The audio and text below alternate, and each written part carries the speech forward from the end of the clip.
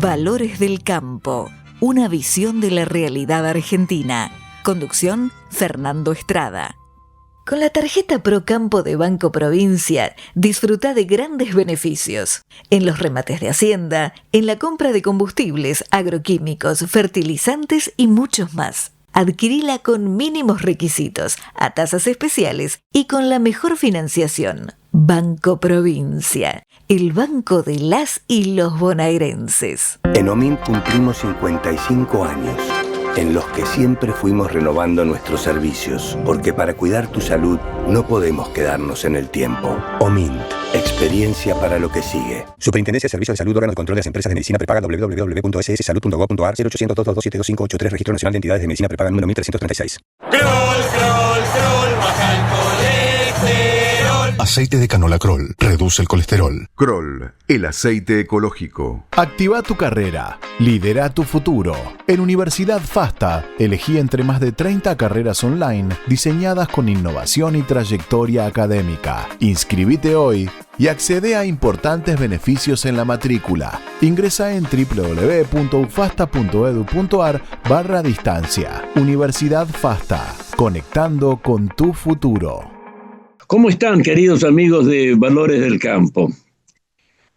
Hoy quiero comentar un artículo que apareció en diarios porteños que se titula Dios se puede demostrar por una ecuación matemática. Es de un físico Willy Soon, norteamericano, que sostiene este punto, ¿no? Y eso es el estribo de ingreso en el tema.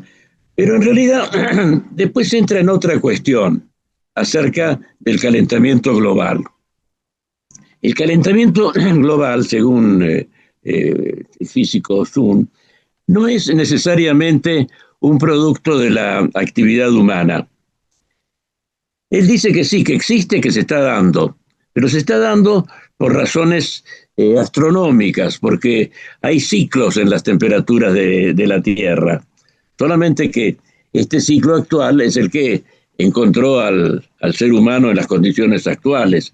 En otras oportunidades, si embromó a alguien, fueron los dinosaurios o antes que no había animales, pero ahora se ha presentado esta situación con la presencia de los humanos. Y él dice que en realidad la participación de la contaminación de origen antrópico en el fenómeno del cambio climático no es demasiado significativa, pero que el tema existe. Entonces, claro, se puede también tomar como una responsabilidad de las comunidades humanas hoy día tratar de que las consecuencias de ese ciclo no sean tan negativas. Es decir, en definitiva, no hay demasiadas diferencias entre los distintos tipos de propuestas.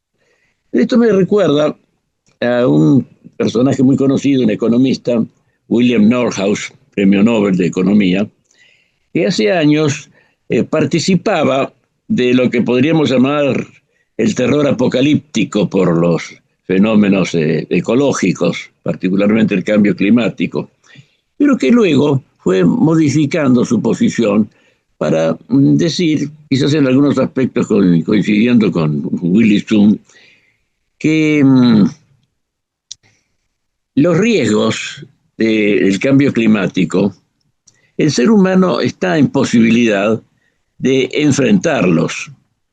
No digo resolverlos en el sentido de ponerle fin, pero sí de maniobrar con ellos, de evitar sus consecuencias, mitigarlos, encontrar fórmulas para escapar de sus consecuencias inmediatas.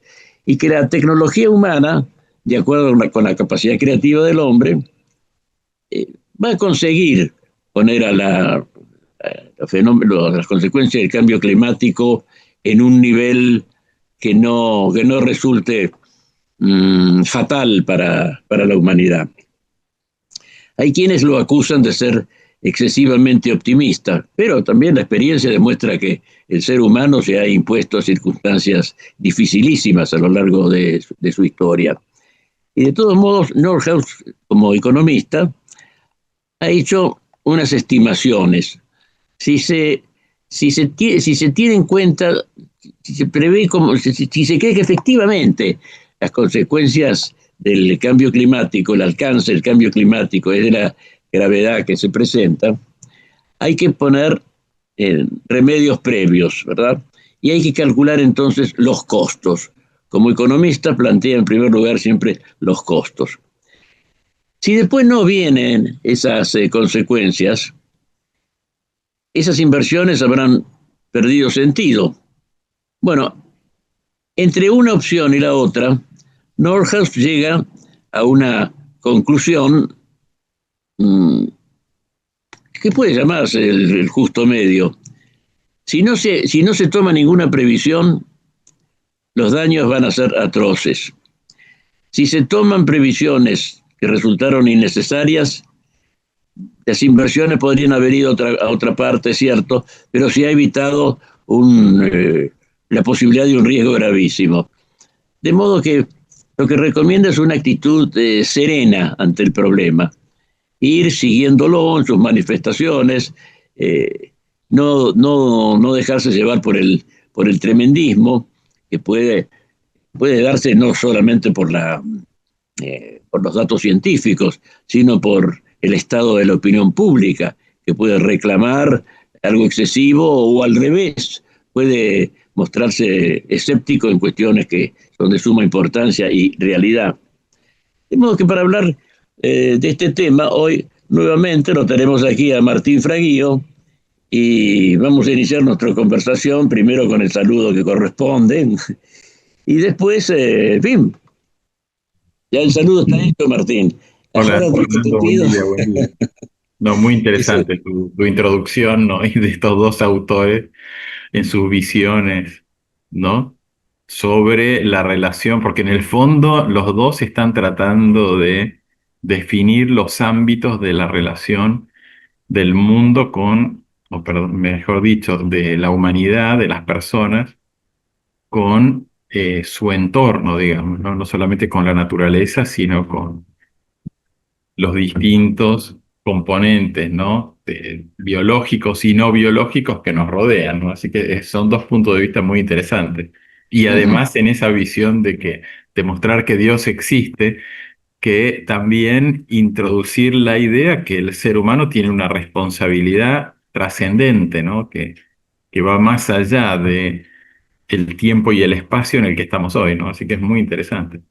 Así es una demostración más de cómo el espíritu científico se trasciende a sí mismo cuando lo que busca es la verdad y no solamente el provecho o el adelanto técnico por sí mismo.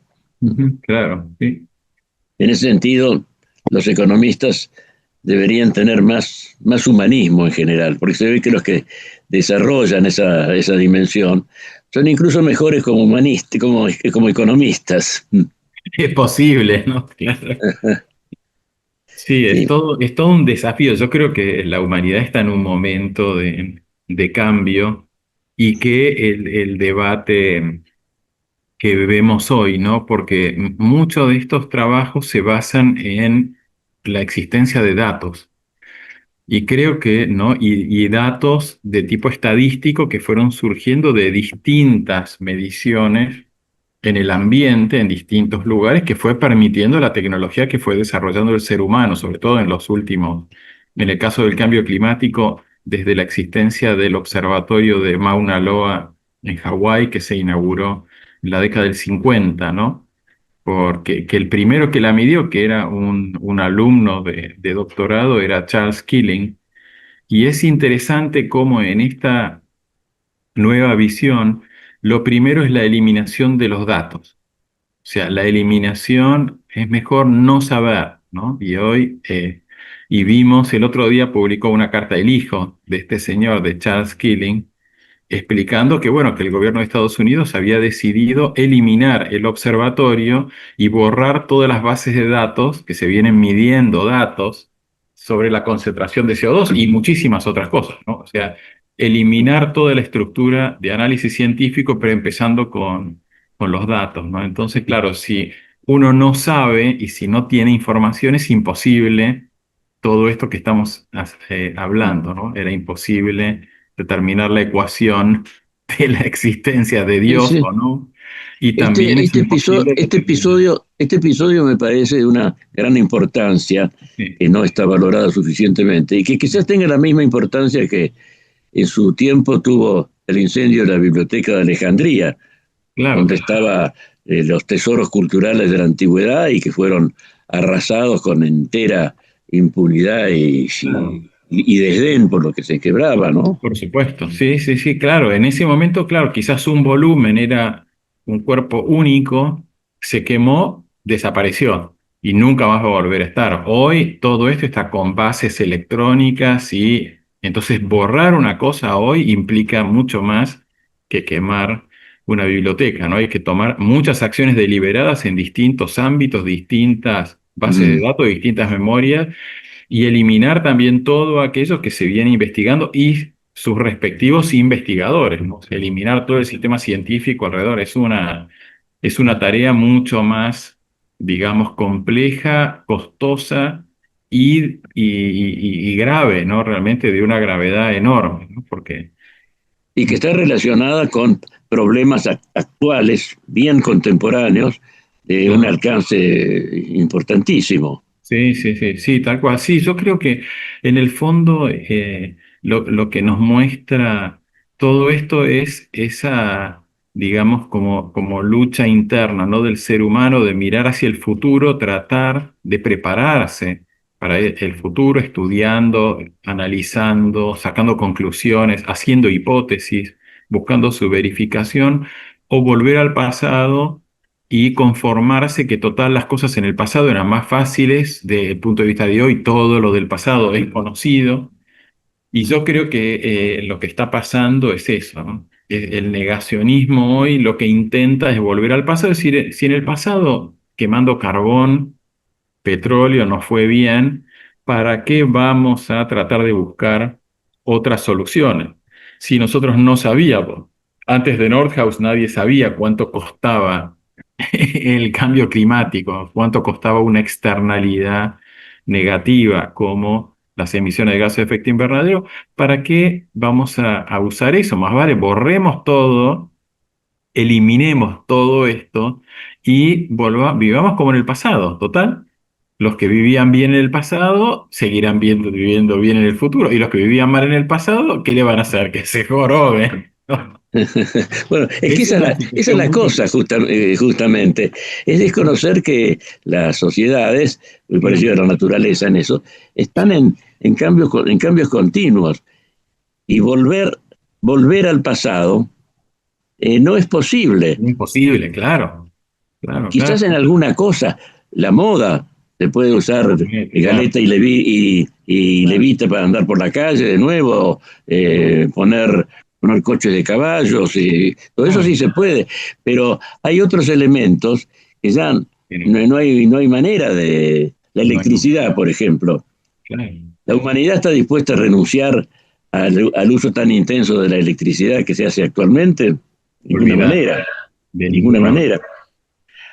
Además está este tema que se debate a diversas puntas, lo cual demuestra que no hay una conciencia muy clara del tema, Ujú. de la demografía de la población en el mundo.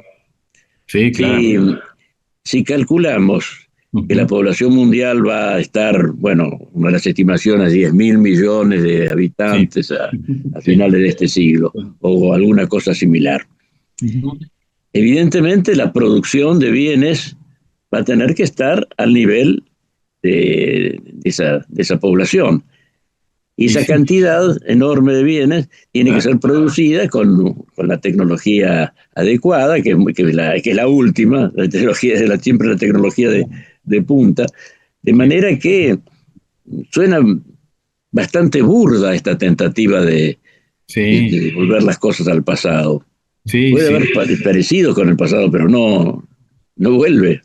Y claro, claro, es muy, muy loco, ¿no? Es muy loco, porque también en ese esquema de, ok, volvamos a todo lo del pasado, implica seguir generando o hacer las cosas en muchos casos, ¿no? En el uso de los recursos, con altos niveles de ineficiencia, altos niveles de contaminación, de desperdicio, de desechos, que tampoco son posibles para el futuro, ¿no?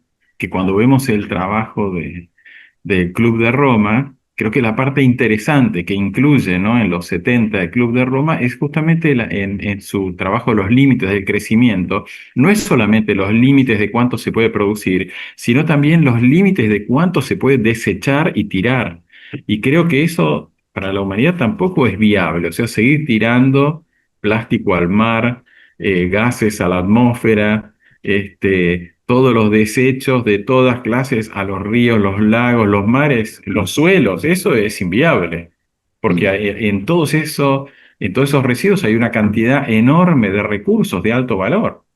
Entonces, no es más razonable desarrollar la tecnología con los costos adecuados, ¿no? Que es en el fondo el planteo de William Nordhaus, ¿no? Que si las cosas tienen un costo adecuado, entonces se van a hacer de manera diferente y van a avanzar un montón de tecnologías que si las cosas son gratis, si yo voy en la ruta y toda la basura que genero adentro de mi vehículo la puedo tirar afuera y a mí no me importa, ¿no? Y eso no tiene ningún costo de ninguna clase para nadie, bueno, entonces estamos...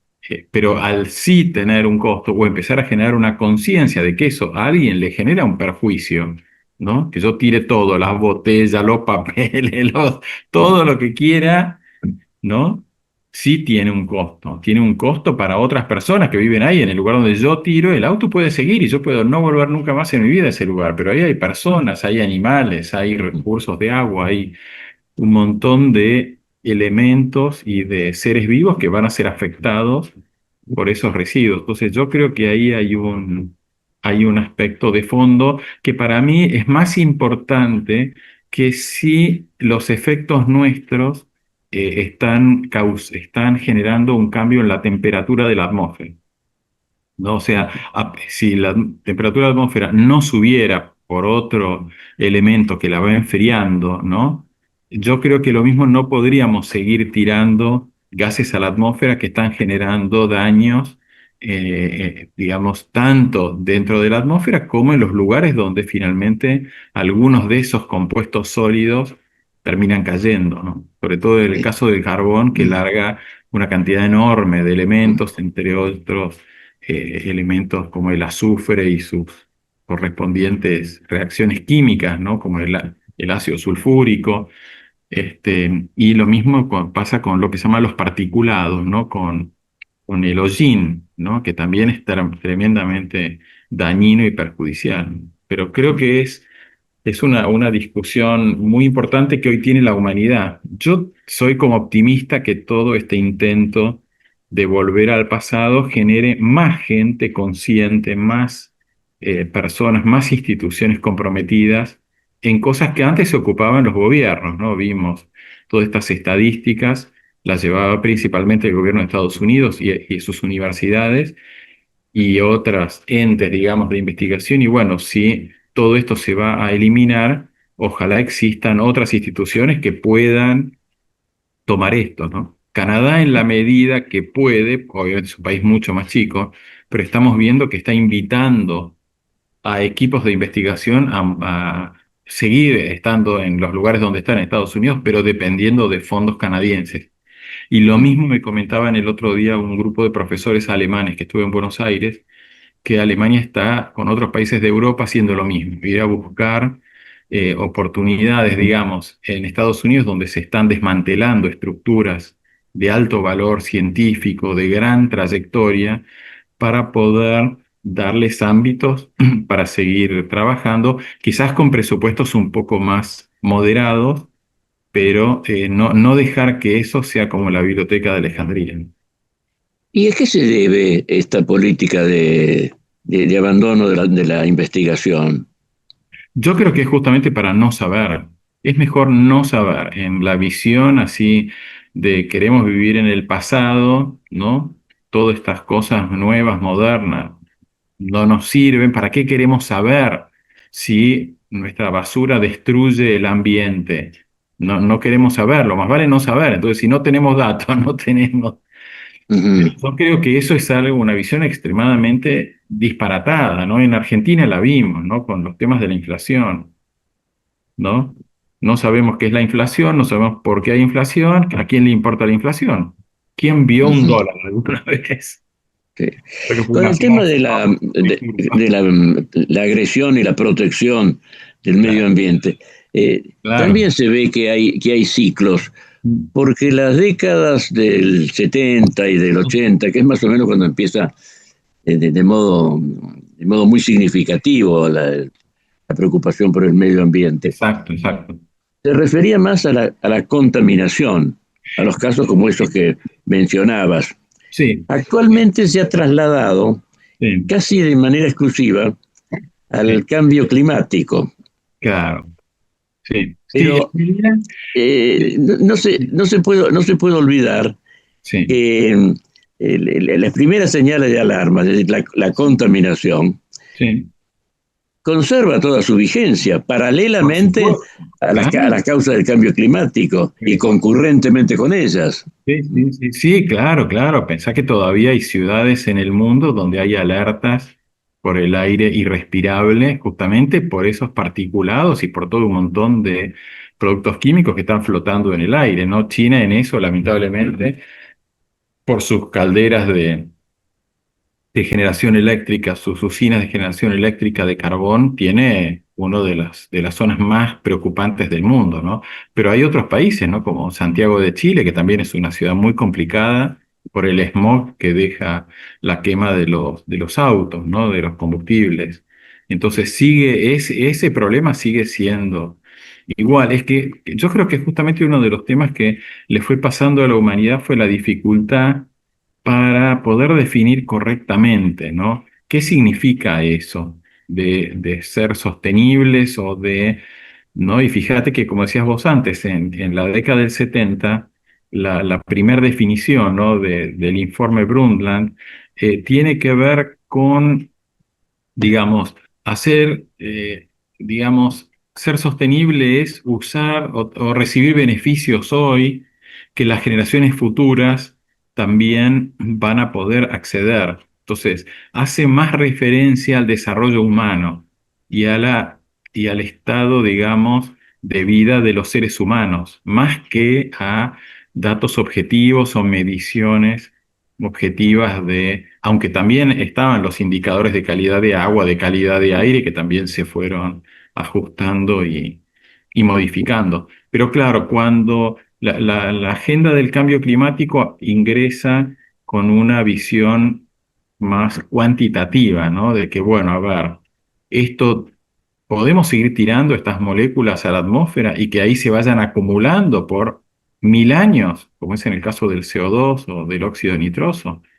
Entonces ahí empieza otra discusión que París trató de como acotar, no en una concentración, sino en el efecto, en la temperatura. ¿Cuánto puede subir la temperatura del planeta sin que los efectos sean catastróficos? Y ahí se puso muy por debajo de 2 grados centígrados de calentamiento y intentando, no me acuerdo la frase exacta, pero intentando mantenerse en el rango de 1,5 grados, ¿no? Que ese es todavía hoy el objetivo. Ya estamos en el 1,5 grados, pero sigue siendo una lucha, digamos, si podemos seguir trabajando para mantenernos en 1,5 grados o hay que darlo por dado y que dé igual si vayamos a 2, 3 o a cualquier número, ¿no? Como si fueran los números de un dado, ¿no?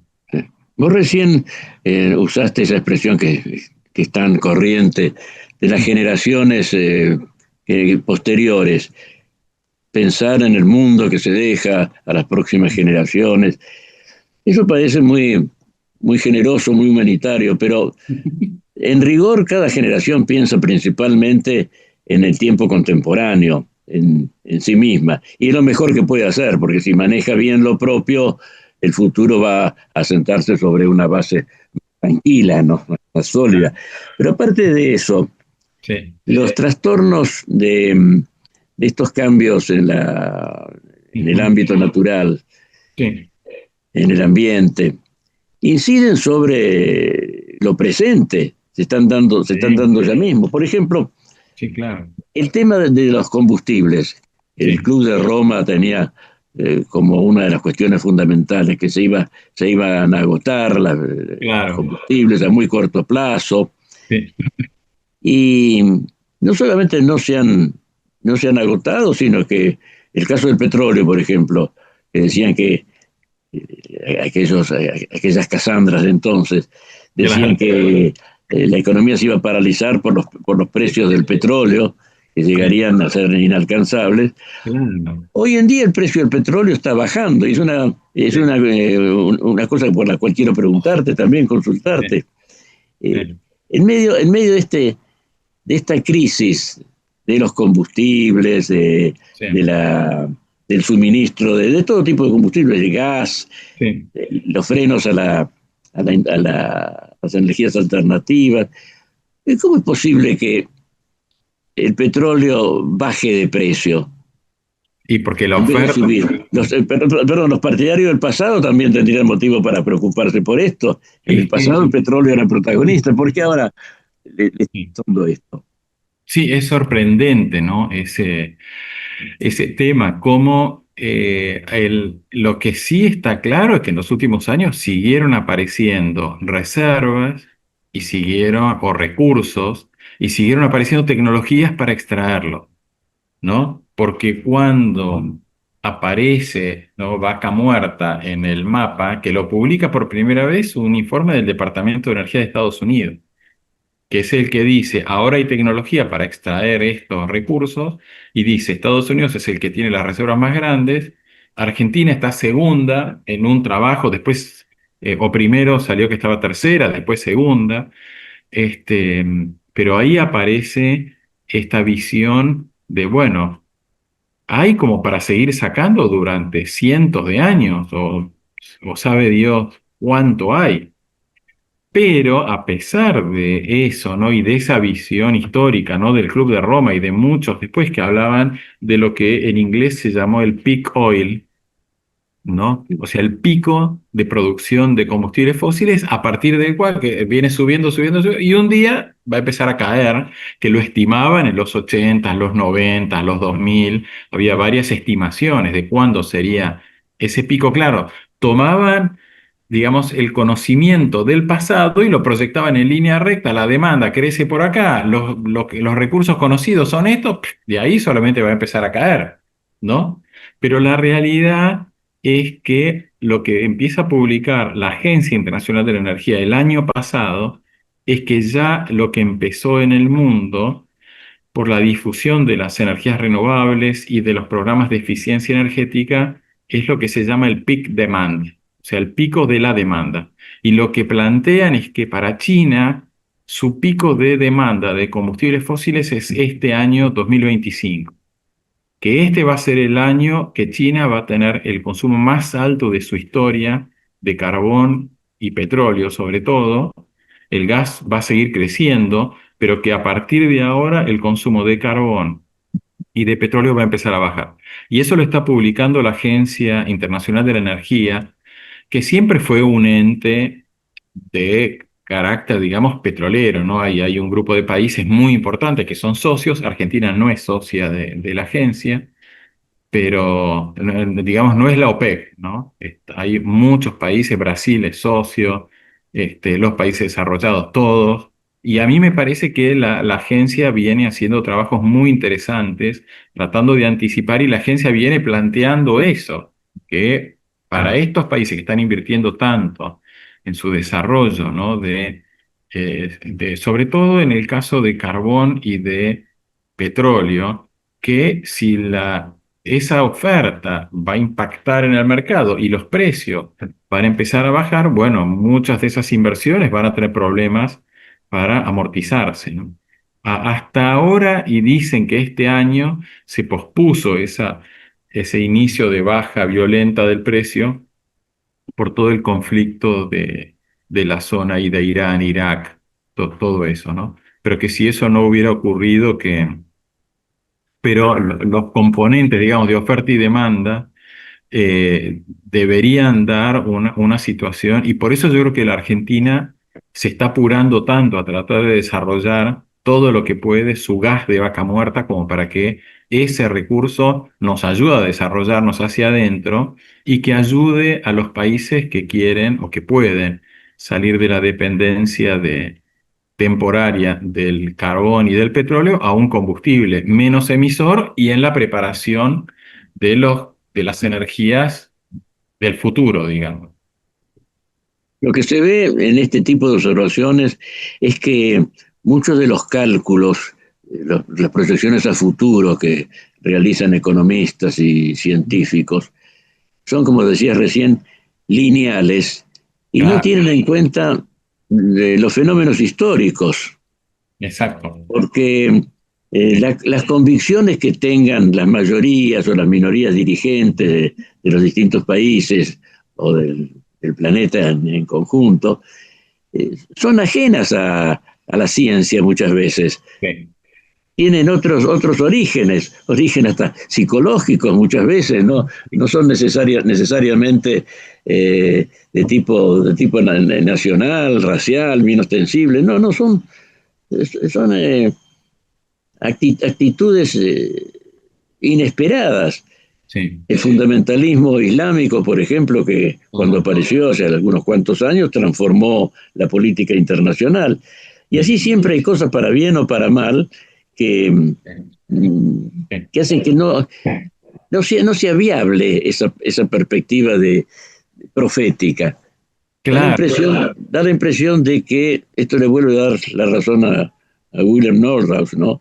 Hay que tener una especie de talante para enfrentar las distintas situaciones que se van a dar dentro de un cauce, ¿no? Claro, tal cual, exacto. El cauce es, sí, presumible, previsible, pero cómo se va a orientar la realidad allí adentro, es un error creer que se va a dar de manera matemática. Sí. No, por eso el tema exige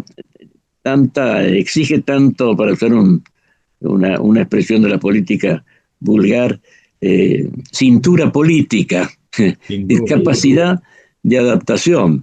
Sí. Y en ese sentido, este año, como todos los años, se va a hacer la COP, la conferencia de las partes, que va a ser en la ciudad de Belén, en Brasil. Esto lo digo no para información especial, sino para pensar la magnitud de problema de alojamiento y turístico que va a haber ahí, ¿no? En una ciudad chica.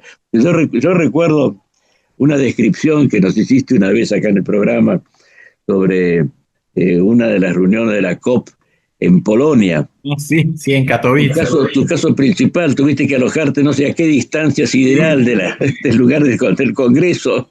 Sí, era muy divertido porque además era un pueblito chiquito. Katowice creo que tiene 30.000 habitantes y los de la COP éramos 200.000, suponete. Que todos los días entrábamos y salíamos. Entonces era muy, muy simpático porque estaba todo el pueblo atento a nosotros. Entonces, desde el momento en que nos bajábamos de la estación de tren, lo que pasa es que Polonia tiene una infraestructura de trenes, ómnibus, estaciones, igual que Alemania. Todo es como que cuando cae el muro de Berlín, da la impresión como que Alemania no solamente hizo inversiones enormes en infraestructura en Alemania Oriental para incorporarla, sino que otros países, como en este caso Polonia, también la infraestructura era espectacular y no la habían construido para la COP, estaba ahí. Pero claro, en Katowice hoteles no había, creo que había en alquiler, no sé, para 2.000 o 3.000 personas que estaban ahí, pero todos los otros 190.000 y estábamos desparramados a 1 hora, 1 hora y media, 2 horas de distancia en tren, ¿no? Así que era muy divertido, ¿no? Encima en pleno invierno, así que se hacía de noche temprano, salía el sol tarde, así que viajábamos muchas horas, pero era muy divertido la actitud. A mí lo que, claro, nos da miedo, ¿no? de este año en la COP es que es un clima tropical. Dicen que hay dificultad para la cantidad de agua, si llega a haber mucha gente, que el agua difícilmente sea potable, con lo cual los riesgos también de enfermedades o algo así que no sé, veremos. Parece Hoy que los brasileros se metieron, me parece, en un lío. el elemento nuevo que van a incorporar es las consecuencias de la contaminación. o la falta de recursos. Es que es lo que dicen es que ya hay un conjunto de ONGs que va a hacer como una gran crítica, que va a poner el foco en cómo la ciudad esta de Belém de Pará, en el estado de Pará, maneja los temas de contaminación y todo eso. Sí, Brasil está tomándose, obviamente, a mí me parece adecuado, ¿no? Que Brasil toma esto como su evento del siglo. Brasil se quiere presentar al mundo como el país que quiere liderar una nueva mentalidad de un nuevo manejo de ecosistemas, donde el resto del mundo además los ayuda, ¿no? Porque ellos, el objetivo principal de esta COP es que el mundo invierta en el Amazonas, en frenar la deforestación, en todo el control de deforestación ilegal, en la restauración. Ellos están planteando que pueden restaurar, ahora se me fue el número, pero 30 o 40 millones de hectáreas, que es una cifra descomunal, y que eso requiere de inversiones gigantescas que debe hacer la humanidad para bajar el impacto del cambio climático, ¿no? Con esa restauración baja emisiones, saca CO2 de la atmósfera, etcétera, etcétera. Es un planteo. Con eso está bastante mezquina la humanidad, y en este caso Sí, humanidad significa los países desarrollados, porque ya exacto. en otras conferencias de las COP Sí. se han comprometido a aportar sumas sumamente importantes, sumas muy grandemente importantes, Sí. pero que no se han registrado después. Y no, por ahora eso está todavía en veremos, ¿no?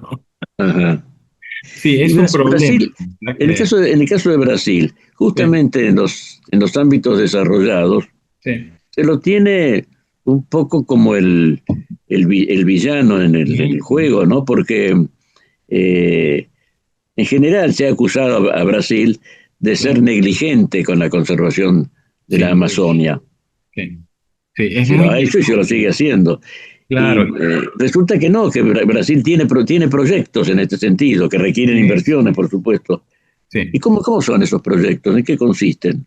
Y Brasil lo que está planteando es que, siguiendo la línea de Nordhaus, esto tiene un costo y el costo implica que alguien tiene que pagar ese costo y le tiene que dar dinero a alguien que genera el beneficio o la solución a ese problema. Y Brasil entonces que ya, digamos, Brasil desde el punto de vista energético es el país que tiene las emisiones más bajas del mundo por unidad de energía, sea por kilowatt hora eléctrico o sea por kilómetro de ruta recorrido, ¿no? Porque todo, al no haber sido un país petrolero y al haber sido un país pobre, entonces intentó sustituir sus importaciones de combustibles por recursos propios y fue bastante, digamos, exitoso. Tuvo un costo para Brasil la construcción de represas hidroeléctricas. Hay gente que critica que invirtieron demasiado, pero para ellos seguir invirtiendo o seguir gastando dólares que no tenían o que ellos necesitaban esos dólares para importar comida, gastarlos en petróleo era inviable, porque la prioridad número uno, por lo menos, es que la gente coma, ¿no? Y los problemas de pobreza y de hambre de Brasil fueron gravísimos en el siglo XX, ¿no? No estamos hablando del siglo, no sé, XVII o XVI. Entonces, Brasil ve esto hoy como Nordhaus como un tema económico.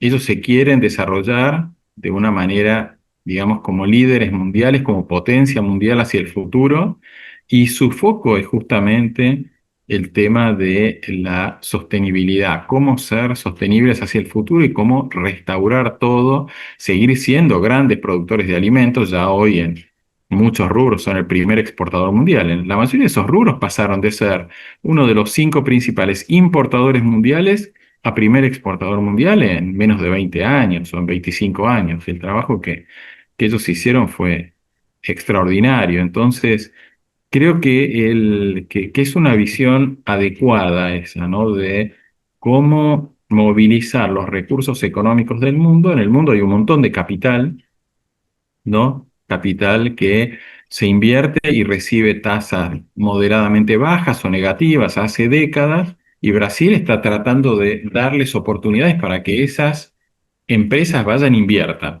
O sea, no está pidiendo una dádiva, que los países desarrollados le den una limosna para que sus comunidades de la Amazonia vayan y cuiden un árbol, no eso, sino armar un esquema económico donde las comunidades de la Amazonia sean prósperas y les vaya bien, vivan con la cultura que quieren vivir, con los idiomas que quieren vivir, pero en una Amazonia restaurada y todos los demás ecosistemas, biomas, sistemas productivos, sector energético, todo a máximo nivel de desarrollo y Brasil también como eje de desarrollo de todas esas tecnologías. Y en el caso de la tecnología de lo que podríamos llamar la agricultura tropical, transformarse en el líder mundial y desde ahí transferir y ayudar a desarrollarse a todos los otros países tropicales, ¿no? Sobre todo los países de África o de Asia tropical, ¿no? Y del resto de América, ¿no? Obviamente. Pero ¿Y creo que eso no implica avances de la deforestación? no, al revés, al revés. Ellos lo que están planteando es frenar por completo la deforestación, pero dicen que para eso necesitan dinero. Y no solamente frenar la deforestación, sino reforestar todo lo que se pueda y restaurar todos los ecosistemas que hoy están degradados. Ese es el planteo, ¿no? Pero en el fondo eso depende de la atracción de inversiones. Brasil hizo algo para mí muy interesante, publicó hace una semana o 10 días un documento. Este año los distintos países del mundo están, digamos, como parte del Acuerdo de París, obligados a presentar en un documento lo que se llaman las contribuciones nacionales determinadas. La Argentina presentó ya, si no me equivoco, 3 veces las contribuciones nacionales. La primera fue en el año 2015, cuando se firma el Acuerdo de París, que era como una especie de más o menos podemos hacer esto. Eso fue criticado, que no, que era insuficiente, qué sé yo. Después se presentó otra en el gobierno de Macri que era como un poquito más ambiciosa, ¿no? Y después el gobierno Fernández presentó un tercer juego, también con la idea que era más ambicioso, ¿no? Bueno, Brasil presentó algo completamente diferente. Lo que presenta Brasil ahora es un manual de inversiones. Un manual de, acá hay que invertir en esto, parece un manual de finanzas. Se crean 7, 8 instrumentos financieros diferentes, algunos con el apoyo de entidades multilaterales de crédito, otros orientados a el BNDES o el Banco Nacional de Desarrollo de Brasil, otro a la emisión de bonos internacionales para que el mundo apoye a través de esas inversiones que van a tener un retorno, o sea que el que compra esos bonos, invierte en ese plan de desarrollo, va a recibir, y así sucesivamente varios instrumentos interesantísimos. La verdad que el documento me parece algo brillante porque es transformar el cambio climático en una cosa de, bueno, sí, los gobiernos hacen declamaciones que van a cumplir con cosas, y cuando uno se pregunta, che, ¿cómo van a hacer? ¿Cómo va a hacer la Argentina para mantenerse en 340, ¿no? Megatoneladas de emisiones por año, que es su cumplimiento? Bueno, el día antes que se cumpla la fecha verá. Bueno, pero eso no es así. Uno no puede pretender que semejantes objetivos o metas, 24 horas antes de cumplirse la fecha, vemos qué hacemos. No, hay que ir planeando con tiempo. Entonces Brasil lo que hizo, y creo que en eso es un ejemplo para el resto del mundo, es todo eso transformarlo en la lógica de Nordhaus. Cada una de esas actividades necesita inversiones, esas inversiones se tienen que hacer de la manera más efectiva posible, a los menores costos posibles, con el mayor impacto positivo posible. Todo eso tiene que estar cuantificado, medido y tiene que generar resultados que le permitan a ese que invirtió que obtenga un beneficio de alguna manera. Cada una de esas cosas tiene beneficios y por supuesto se invita también a los donantes, a las instituciones públicas y privadas globales que son donantes para hacer beneficios, que ellos también donen para que esto tome más escala, ¿no? Pero me parece realmente que es un camino diferente que nos está mostrando, ¿no? Brasil. Así que creo que independientemente de lo que pase en Belém, que ojalá vaya poca gente, sea algo lindo, estén los presidentes, se saquen fotos, ¿no? y ya está. Y todo lo demás que ocurra en los lugares donde debe ocurrir, que son principalmente los directorios de las empresas, los directorios de los bancos, los ámbitos de toma de decisiones económicas del mundo que pueden hacer de esa iniciativa algo que el resto del mundo copie, ¿no? Porque para mí las CNDCs de Argentina siempre, y de la mayoría de los países del mundo, siempre fueron letra para el discurso de alguien que quería lucirse y que lo aplaudan, y qué bien los compromisos que está tomando esta gente, qué bien. Y que eso era todo palabrerío hueco, ¿no? Que no tenía ningún Los resultados no han sido demasiado favorables hasta el presente, porque el clima de dramatismo se mantiene. Claro, tal cual. Sí, sí, Yo sí. pensaba mientras hablaba de los proyectos, o Sí. gran proyecto de política ambiental brasilero, uno de los aspectos sería el desarrollo mayor de los biocombustibles. Sí. Bueno, es uno, ¿no? Sí. Y ya sé, no sería el más importante quizás, pero resulta interesante ocuparse porque Sí. ha sido el más viable durante mucho tiempo y sin embargo no se le ha puesto el impulso necesario y en Argentina mucho menos. Tal cual. Y bueno, sí, obviamente el ejemplo brasilero, ¿no? Inicialmente de su plan el que se llamó el Proálcool, ¿no? El programa de alcohol o de etanol de Brasil, que tuvo sus idas y venidas, ¿no? Los autos iniciales no eran muy buenos, a carburador, que andaban con alcohol puro, andaban más o menos, en verano andaban bien, pero en invierno andaban más o menos. Y cómo eso fue transformándose, ¿no? Los transformó. Y hoy el único país del mundo que lo está copiando es Paraguay, pero la India, que su desarrollo agrícola viene creciendo también muy rápido, también está empezando a darse cuenta que lo mejor que ellos pueden hacer para cuidar la calidad del aire en las ciudades es eliminar esa quema de nafta de las ciudades y suplirla por un porcentaje cada vez más alto de alcohol. Y encima les evita tener que importar un montón de combustible. Entonces, pero yo creo que ahí hubo todo un tema, y en Argentina sobre todo, ¿no? Una pelea con el sector petrolero, ¿no? YPF siempre estuvo en contra del desarrollo de combustibles alternativos, en lugar de verlo como un producto más de alto valor en su oferta, ¿no? De combustibles, en lugar de verlo como algo que le generaba más valor, al contrario, lo vio como una competencia a sus naftas, ¿no? Que en muchos casos inclusive era nafta importada, con lo cual para la Argentina era una catástrofe, estar importando nafta carísima en lugar de poder usar alcohol producido localmente sin gastar dólares y a un costo por litro encima menor, ¿no?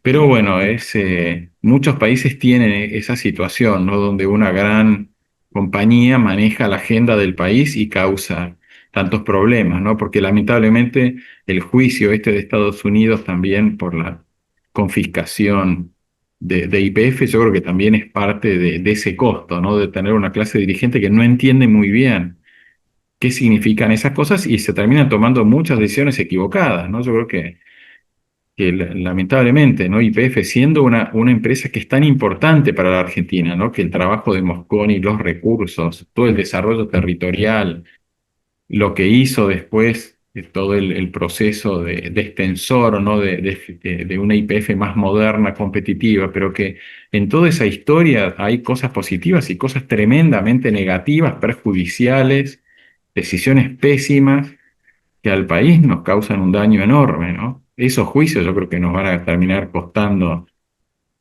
una fortuna, ¿no? Seguramente más de lo que vale YPF, pobre. Y parecería también que es un tributo al pasado, lo que hablábamos hace un rato, porque sería un costo de la era del petróleo Claro. a pagar en la siguiente con menoscabo de los verdaderos factores de progreso. Claro, claro. Hoy yo creo que es muy interesante el discurso del presidente actual de YPF, ¿no? Que él plantea que de acá a 2031 el foco de YPF es obtener la mayor cantidad de recursos de ese pasado, que es el gas de vaca muerta, ¿no? Que el foco de YPF hoy es eso, pero de acá a 2031, que es cuando él dice que se va a retirar, es dejar los cimientos para una YPF de las energías del futuro. Y que YPF no puede eludir eso, no puede seguir creyendo en una visión así, que mirando para atrás, mirando por el espejito retrovisor, van a anticipar el futuro. Por eso él dice, yo tengo que dejar las bases para ese sistema energético con foco en las bajas emisiones, la sostenibilidad, lo que sea, pero aprovechando en estos pocos años, porque estamos en 2025, 2031, son 5 o 6 años, no mucho más, para tratar de apuntalar y que todo ese gas, que es el que la Argentina necesita en este periodo, porque la Argentina tampoco tendría hoy ni acceso a capital, ni a dólares para desarrollarse como un país puramente, digamos, en base a importación de tecnologías renovables, ¿no? Necesitamos de ese gas natural como para poder llegar a algo y tener una cierta estabilidad macroeconómica, ¿no? Y poder recuperar variables más o menos razonables, ¿no? Como tener algo de reservas en el Banco Central, que hasta los países chicos de la región, como Bolivia, Perú, tienen reservas que son docenas de veces más grandes que las de la Argentina, ¿no? De todos modos, a propósito de los combustibles de YPF, el gas natural parece ser un proceso de transición entre la economía petrolera y la economía de las energías alternativas. Sí, eso es lo que, claro, se está viendo de esa manera, como la necesidad de consumo de energía del mundo sigue creciendo, entonces se está viendo que una alternativa en el medio hasta que el uso de las energías, digamos, de bajas emisiones sea sostenible, porque todavía no hay ninguna alternativa que suplante las horas en las que no hay sol para la energía solar o que no hay viento para la energía eólica, ¿no? Todas esas variaciones hoy están generando costos grandes y la necesidad de tener otra fuente de electricidad, otra fuente de energía, ¿no? Pero creo que yo creo que también, y la IEA, ¿no? La Agencia Internacional de Energía está liderando un reentendimiento de los sistemas biológicos y de la bioenergía, porque finalmente la principal maquinaria o el principal sistema de transformación de energía de la Tierra es la naturaleza. O sea, no es el petróleo. La principal fuente de energía de la Tierra es el Sol, y los rayos de sol, su principal espacio donde se procesan es en las plantas, es en la fotosíntesis. Y esa enorme captación de energía genera enormes volúmenes de biomasa, y que esos enormes volúmenes de biomasa ya son hoy la principal forma de energía renovable. Lo que es interesante es que en las estadísticas de la Agencia Internacional de la Energía, a pesar de lo que se invirtió en eólica, solar, hidroeléctrica y todo eso, la bioenergía es el doble que la suma de todas las otras formas de energía juntas. Es algo muy importante. Y hay un grupo de trabajo dentro de la Agencia Internacional de la Energía que publicó también hace pocos meses un trabajo que se titula algo así como el gigante invisible o el gigante dormido, ¿no? La bioenergía. Y yo creo que también en este entendimiento, ¿no? De la naturaleza, los sistemas naturales, incluyendo, por ejemplo, las quemas de gran escala de bosques, ¿no? Por la acumulación de biomasa de manera no controlada, si eso pudiera extraerse de ahí y usarse como fuente de energía, habría recursos muy grandes, que empieza a haber algunos países que lo empiezan a hacer, ¿no? Y Brasil en eso entendió siempre que su bioenergía era algo de alto valor y que debía desarrollar la mejor tecnología posible y cuidarla lo más posible, ¿no? Pero nos va a llevar, yo creo que todavía un tiempo, ¿no? Que vayamos como destetándonos de la dependencia de los combustibles fósiles, ¿no? Que el Sí, carbón y el petróleo, sí. es como se decía que los navegantes no piensan llegar a la estrella polar, pero la tienen como referencia para el viaje. Nosotros parece que nuestra estrella polar en ese sentido Sí. es la bioeconomía.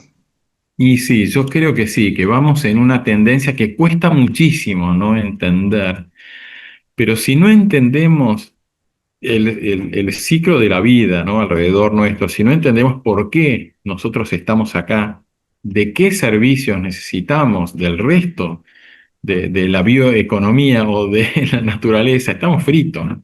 Y creo que sí, que en el fondo es eso, es esa aparición del término bioeconomía y de todos los componentes, ¿no? que la rodean, es el único camino, ¿no?